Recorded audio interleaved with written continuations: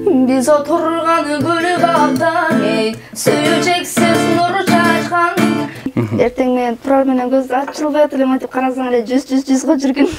4 күн ичинде ушундай актив болуп кетти да. Махаббат багындагы сайраган бугулду.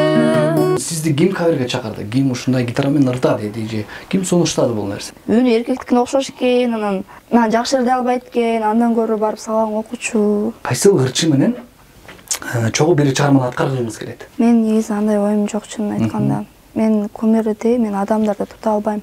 Мен адамдардан бири гана Мухаммад саллаллаху алейхи ва салламды тута алам. Кандеми эстер алдым, чалмады телефонда. Бой без правил деп койчу эле. Бой без правил. Да, бой без правил. Мындай отурайынчы дегендейби? Аксыйым көчөп жанды.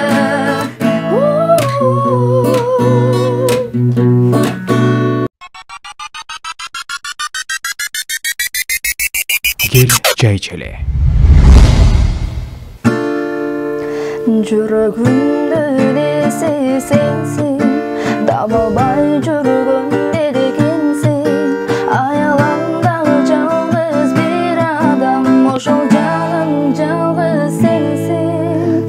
Карап, карап, карап, бир өзүңдү самап, самап, самап, олтурамын эстеп алып анан мен махаббатка батып барат жаным. Canım, canım, canım,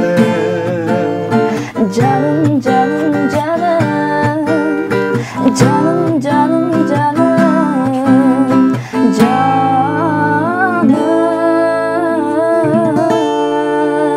Ай баракелде, салам достор, жалпы Салкар YouTube каналынын катталуучулары. Күн ысык, аба ырайы сонун болуп атат, ошого байланыштуу биздин да жан дүйнөбүз ысып турган чагы себептегенден биздин жаныбызда жаш талант, жаш кавер аткаруучу Саадат Жыргалбекова. Кандайсыз? Саламатсызбы? Ден соолуктар жакшыбы? Кандай келип атат? Баары сонун, шүгүр, рахмат. Келиңиз чай ичели, чай ичкичекти, сиз менен маек курабыз. Бир гана нерсе достор, кызыктын баары алдыда каналга катталып, биз менен чогуу бирге болуңуздар. Biz oturgan gülü bağdan, suyuceksiz nuru çaşkan. Sezinlerge norulgan suy, seni verin gülü bağçam. Sana buldum ak suyumdu, arasan sen uyansan. Alsayım suyum artık, bir ötümü dardılam. Suyumun sen uyalasın o, suyumdu karıp buralasın o. Sızadı canı sunalasın o canım. Suyumun sen uyalasın o, uyandı görüp cılmayasın o. Biz görelim bize geçirip canım.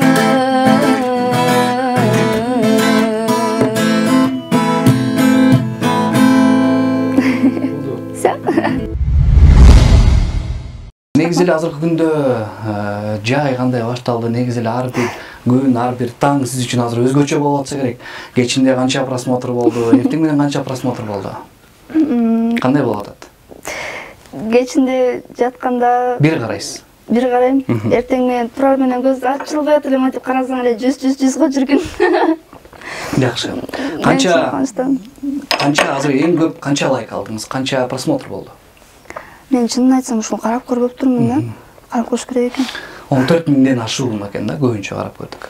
Анан айтсаңыз, бул албетте жеке эле биз эмес, жалпы кыргызстандыктар азыр технология өнүккөн заманы көрүп, баары тең сүйүнүп, жакшы комментарий жазып атышат, жакшы каалоолорун жазып атышат. Анан албетте баарыбызга кызык, жалпы кыргыз элине кызык, ушул таланттуу кыз кимдин кызы, кайсыл жердин кызы, ошол тууралуу өзүңүз жөнүндө кайсыл жылкысыз, кайсыл жактан билим алдыңыз эле ошол тууралуу айтсаңыз. Мен атым Саадат, фамилиям Жыргалбек кызы. Көбүнчө жерден Жыргалбекова деп жүрөм. Өзүм оңой да айтканга. Анан мен өзү 2002 жылы Беловодский айылында жарык дүйнөгө келгем, 29 июнда. Азыркы маалда мен ата-энем менен жашайм. Жакшы. Ата-энем менен жашачумун, азыр Бишкекте дос кыздарым менен жашайм. Ата-энем болсо айылда турмуш тиричилиги менен, мен болсо өзүмдүн иштерим менен, өздөрү көрүп жаткандай кавер менен мындай алек болуп жүрөм чындыгында. Азыр вообще кирип кеттим, чыга албай атам бул нерседен. Ар дайым ушундай болсун, анан айтсаңыз ушу ата-энеңизге рахмат айткыбыз келет, сиздей кызды тарбиялагандан. Бул чөйрөгө болгон кызыгуу, бир жактан билим алдыңызбы, жана бирөө сунуштадыбы, же бул качантан баштап өзүңүз да баштадыңыз? Мен негизи бул чыгармачылыкка баш оту менен полный киришкениме, бир могу каверге киришкениме бир 3 күн, жок, 4 күн болду го дейм. 4 күн ичинде ушундай актив болуп кетти да. Биздин эмнеге актив болуп кетти? Себеби бизде камера жакшы болду биринчиден, экинчиден голос жазыруу болду. Мурда болсо мен мындай эле камераны алдыма, телефонду алдыма коюп эле, анан комуз чертип эле, прямой эфирге кирип эле 2018-жылы 20 000 подписчикке эми жетип, жакшы результат көрүп баштаганда менин аккаунтумду лонг болушкан да. Анан аккаунтумду лонг болгондо аябай жиним келип, чыгармачылыктан баш тарткам. Чыгармачылыктан баш тартып продавай мен болду деп аябай жиним келип. Анан бирок ырчы адамдардын нерсе өзү ушундай экен. Ырдап көнүп калган адам бул нерседен баш тарта албайт экен, ырдап жүрө берет экен. Бул нерсени туура көз караш менен карап эле түшүнүп коюш керек экен да. Махаббат багындагы сайраган бул эди, собактагы кызыл гүлдөрдөн тандаганым сен эдиң. Сайрайын болуп жаныма сен келгенде, сагынарсың әнімді тыңдап, папа болмас сүйген жаным. Бара алмадым қасыңа, бара алмадым, тоя алмадым жүзіңе жаным, қарап тоя алмадым. Бара алмадым қасыңа, бара алмадым, тоя алмадым жүзіңе жаным, қарап тоя алмадым. Эң негизги нерсе бул талант деген нерсе ар бир адамга бериле бербейт экен. Анан мында багыш керек. Мындай үнүңүз менен, мындай мүмкүнчүлүгүңүз менен сиз кыргыз элине дагы да көп кызмат кылышыңызды биз тилектешпиз. Анан азыр жогоруда айткандай 3 күн ичинде ушундай популярдуулук болуп атат дедиңиз. Анан бул албетте жакшы дагы жагы бар. Кээ бир адам бул нерсени көтөрө алат, кээ бири көтөрө албайт экен, дөөлөт деген нерсе. Анан сиз көбүнчө кимден кеңеш алып атасыз? Азыркы маалда сизге кеңеш бергендер да көп болуш керек. Себеп дегенде мына жаңы чыгып баштадың. Бат күйгөн бат өчөт деген сөз бар. Ошол нерседен алыс болуш үчүн жакшы бир кеңешин берген адамдар ата-энеңиз же дагы кимдер болушу мүмкүн? Мага негизи поддержка берген бул эң биринчи менин мамам, апам. Азыркы маалда ошо биринчи очередь ушу апама, мамама ыраазычылыгымды билдирип кетем, камерага карайтып коеюнчу. Мага сизге чоң рахмат. Ушундай мен ушундай тарбияда өстүрүп, ушундай чыгармачылыгыма эч каршы болбой, наоборот, чык сенден сонун нерсе чыгат. Давай могулдурда, давай тигирдурда. Тигирсаң момдай сонун болуп чыгып кетесиң. Момдай көйнөк ки, тиңдей көйнөк ки деп мага даже мамам өз колу менен көйнөктөр тигип берген күнү болгон. Жакшы. Мага эң биринчи поддержка берген бул менин мамам. Мамама ушундай ыраазымын. Эгер мамамдын поддержкасы болбогондо мен бул чыгармачылыкка түшпөйт болчумун. Менин бир туугандарым, эжем ырдайт. Динара аттуу эжем ырдайт, Динара эжем дагы поддержка берип, ырдап чыкпасаң болбойт деп. Анан азыркы маалда мага поддержка берип жаткан бул менин чөйрөмдөгү жүргөн адамдар, досторум, байкелерим. Бул өмүрдө өзүм бар үчүн тандырма мен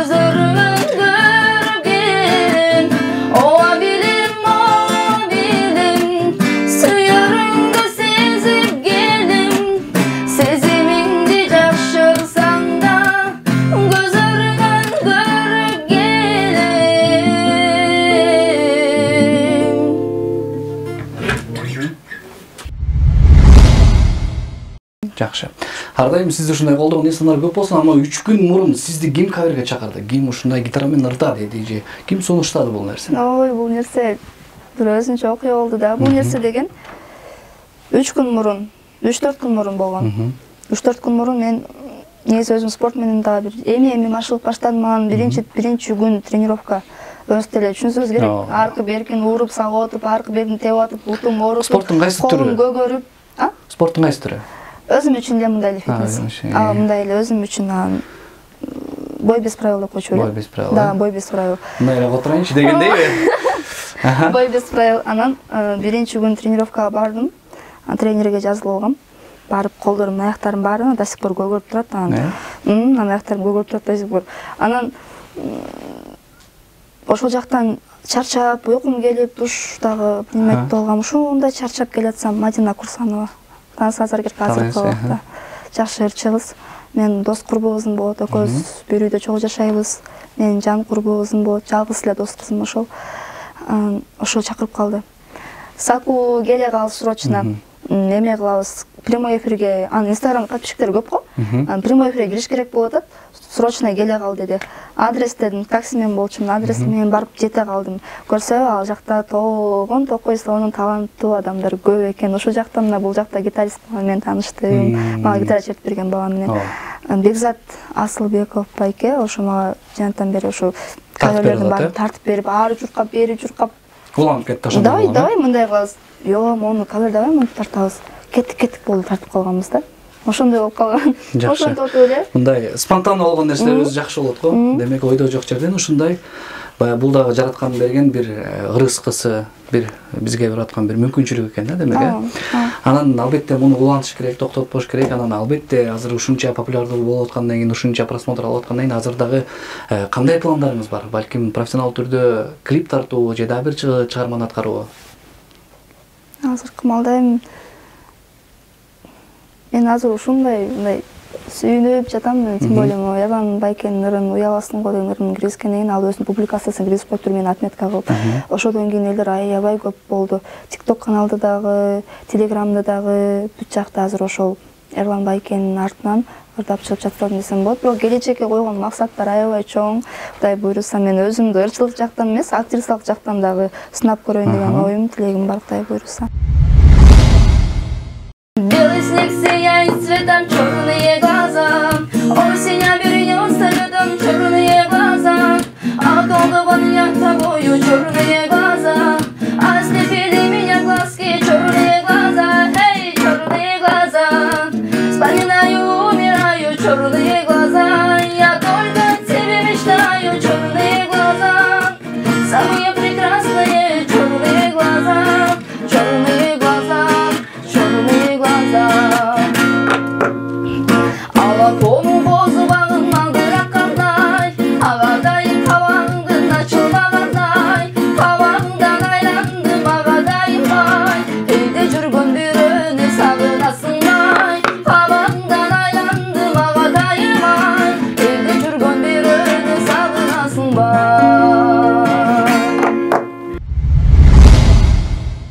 Кайсыл ырчы менен чогуу бир чыгарманы аткаргыңыз келет? Эрлан байке менен кайсыл чыгармасын? Любой чыгармасын. Любой чыгармасын, э? Боло берет мага. Бирок тиги ошо азыркы өзү сизге кайрылып жаздыбы, өзүңүздүн личкаңызга жаздыбы? Личкага жазган жок, мен жаздым. Сиз жаздыңыз, э? Мен жаздым. Рахмат Эрлан байке, ушуну чыгарып койгоңузга рахмат, Алла ыраазы болсун деп чын жүрөгүмөн ыраазычылыгын билдирдим. Анан ал да мага жакшы тилегин айтты, каршы болгон жок.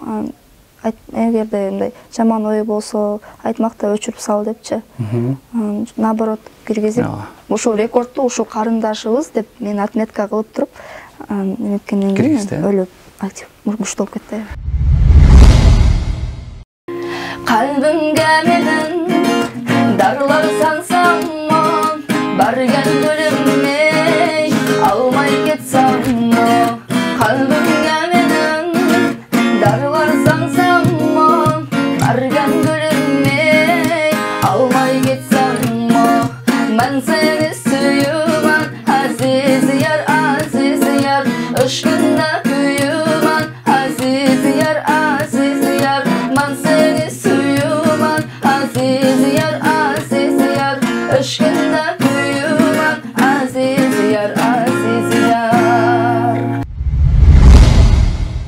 Азаматсыз үнүңүзгө береке. Чындап үнүңүздү уккан киши өзүнчө бир эргүү алат болуш керек деп эсептейм. Анан айтсаңыз, бул ар бир адамдын өзүнүн жашоодо бир түрткү боло турган, ошол адамдай болсомбу деген кыял болот, тилеги болот. Сиз дагы кимди карап, балким бирөөнү баягы кумир тутуппу, балким бирөөдөй болсомбу деп, кимден ушул эстрада ырчыларынан болобу, дүйнөлүк ырчылардан болобу? Мен негизи андай оюм жок, чынын айтканда. Мен кумирди, мен адамдарды тута албайм. Мен адамдардан бир гана Мухаммад саллаллаху алейхи ва салламды тута алам. Ошол бизге эң кумир адам, ал эң мыкты адам болгон. Биз адамдар, биз күнөө кетирүүчү адамбыз. Анан мен мисалы менин оюм, мен дагы ошо келечектеги азыркы өсүп келе жаткан жаштарга мындай туура жагымды, туура нерсемди көрсөтүп, могу саат эже жакшы, ошондой болгум, ошондой саат эжедей эжелер көп болсун, ошол саат эжедей болсом деген мээңеге жетким, бийиктикке жетким келет чындыгында. Бирок мен өзүм эч кимди кумир тутам, бирок кумир туткан адамдарды бирок айтпай эле коеюнчу. Аябай туура айтып атасыз. Биз дагы мына ушул пайгамбарыбыздын кинолорун которгонбуз, дагы да которуп атабыз. Анан жакында Мухаммад пайгамбарыбыздын дагы бир киносун которгол деп пландаштырып атабыз. Анан сиз айтып калдыңыз, ушу котормого да кызыгам, актёрдук чеберчиликке да кызыгам деп. Демек, биз сизди мына ушул которо турчу пайгамбарыбыздын киносуна чакырабыз. Келиңиз, ал тараптан дагы өзүңүздү сынап көрүңүз, ал тараптан дагы кандайдыр бир жакшы бир натыйжаны көрсөтөсүз деп биз ишенебиз. Андыктан сизге путевканы беребиз, биздин студияга келип, ошол үн коштоо процессин дагы көрүп, өзүңүздү сынап кетиңиз. Чоң рахмат, Алла ыраазы болсун.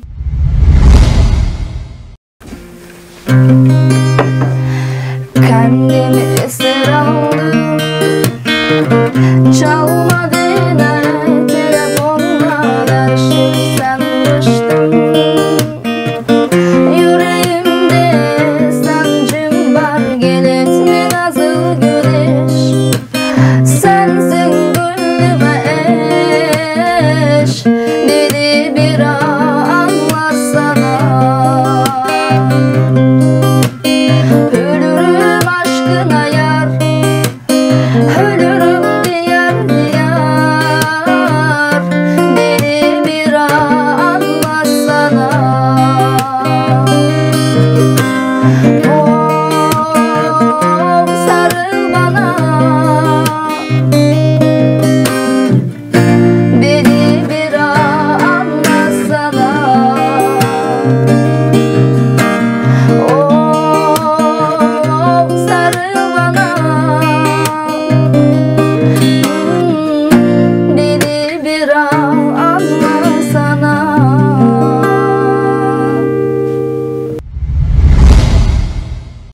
Сиз ушул мына чыгармачылыктабы, ушул өзүңүздүн жеке жашооңуздабы кайсыл нерсеге көп басым жасайсыз? Мисалы өзүңүз кандай жакшы сапатыңыз бар, өзүңүзгө жаккан, өзүңүздүн кээде жиниңиз келген кайсы сапатыңыз бар? Мен жиним келгендечи кыйкырыйм да. Көчөдө кетип бараткан адамды түртүп кетсең кыйкырыйм да. Бирок ошол сапатымды калтырыш керек эле чындыгында. Өзүмдүн жиним менен башка адамдарды таарынта алам. Ошол жагымды жапайт. Жаккан жагыңыз? Жаккан жагым кандай? Жаккан жагым эме ишенчектин аябай. Ишене берем, бирөө келип монтип коюптур десең, ами койчу деп ишенип кете берем да. Алдап кеткендер да көп болгон, мисалы үчүн. Ошонун айынан ишенчектин айынан. Кайрадан сиздин соц баракчаңызга, YouTube'дагы баракчаларыңызга келсек, кандай эң жаккан сизге кандай комментарий болду, кандай комплимент болду? Өзгөчө болгон. Бул комплимент комментарийлерди окуп атам азыр. Баары тең. Мындай карасаң негативдер жок да. Анан демек жакшы эле кетип атыптыр деп коем. Бирок негатив жазгандар дагы болбойт, болот деп кантип болбой койсун. Болот үнү эркектикине окшош экен, анан не деди эле? Жакшы эле албайт экен, андан көрө барып сабагын окучу депчи. Дегендерби? Дегендер да. Ошолорду анда кайсы залда машыгасыз, ошол залга чакырабыз десең. Кандайча? Сиз машыгып атпайсызбы? Ошонтип комментарий жазгандарды залга чакырам дебейсизби? Негативчилерди берген береде. Тамаша. Ар бир адамдын өзүнүн акылына жараша жазат. Эгерде мен действительно жаман нерсе кылып алсам кечирим сурайм. Бирок мен жаман нерсе кылдым деп ойлобойм да. Мен азыр көбүк адамдарга окшоп хайп кармаган жокмун го. Чачымды кесип ийген жокмун, оозума туз салып ийген жокмун мисалы үчүн. Мен жөн эле ырдап атам.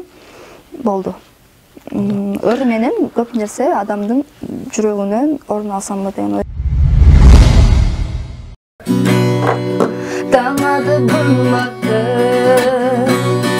кетпедің ойымда сезімде созатты сағыныш жолуған қия албай сен жақты өтемін жолыңдан жолыңдан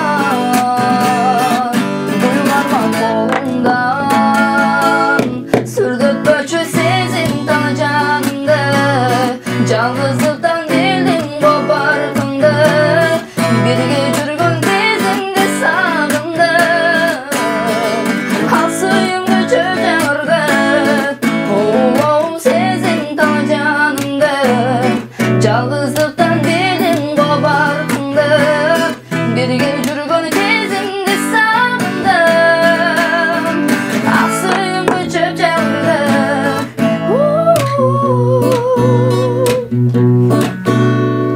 сапарын қарады білінбей хабарын ұлудан бардығын көргімді қараның қайғыға салбатшы табылады арнасын ойласын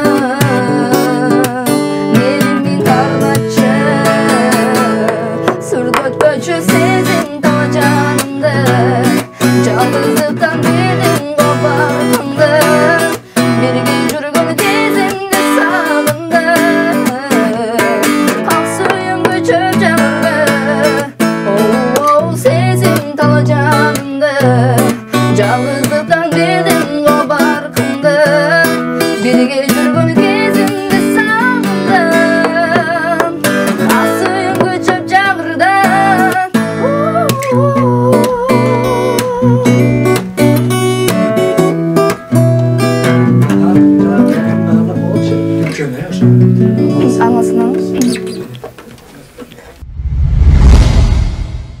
Достор, сиздер Залкар YouTube каналында Кел чай ичебиз программасын көрдүңүздөр. Бүгүн бизде конокто жаш кабар аткаруучу Саадат Чыргалбекова. Аны айтсаңыз, ушу жалпы өзүңүздүн сүйүүчүлөрүңүзгө, көрүүчүлөрүңүзгө кандайдыр бир калоо тилегиңиз болсо, же болбосо жакшы бир оюңуз болсо бөлүшсөңүз болот. Урматтуу достор, ошентип мени ушул студияга чакырып, биринчиден сиздерге чоң рахмат, ушул студиянын иштеген адамдарына чоң рахматымды айтып кетем. Бул менин тушоо кезүү интервью десем болот. Интервьюга уже сиздерден кийин уже көбү чакырып калды, уже эртеңкиге экөө эле чакырды да. Андыктан айта кетчү нерсем бул мен эл менен биргемин. Эл менен мен Саадат деген атым чыгып жатат. Элдин артынан Саадат деген атым элге таанылып жатам. Мен ошон үчүн биринчи элге кайрылат элем. Сиздерге чоң рахмат. Сиздер бар, мен бармын. Кудай буйруса сиздердин дагы ишенимиңиздерди актап, Кыргызстандын келечегин көтөрө турган бир Кыргызстандын атын тааныта турган бир жакшы чыган ырчы кыз болуп берем дегенге сөз берем сиздерге. Азаматсыз. Ар дайым ушул сиз ырдаган ырлар, сиз чыгарган чыгармалар элдин жүрөгүнөн түнөк таап жүрө берсин. Чыгармачылык эргүү каалайбыз. Анан албетте биз дагы ар дайым сиздерге, сиздей болгон таланттарга көмөк көрсөткөнгө, жардам бергенге ар дайым даярбыз, аракет кылабыз. Залкар YouTube каналынын катталуучулары, кийинки эфирге келе турган мейманыбыз албетте азыр табышмак болсун. Кийинки эфирден жолукканга чейин сак саламат болуңуздар. Кел чай ичели.